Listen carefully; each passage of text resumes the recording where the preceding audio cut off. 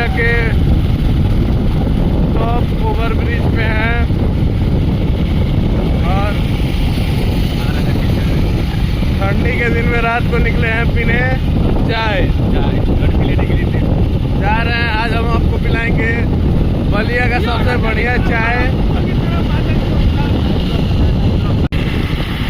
ये हम लोग का काफिला जा रहा है चाय पीने। लेट नाइट स्टडी के बाद हम लोग को चाय जरूरी हो जाता है गाइस। हाँ, ये बच्चा भी आ गया हमारे साथ, देखते हैं। ये है बच्चा, ये छोटा बच्चा, इसको गाड़ी दिए है, इसका पैर भी नहीं पहुंचता है, हंसता है बेचारा, गिर जाएगा।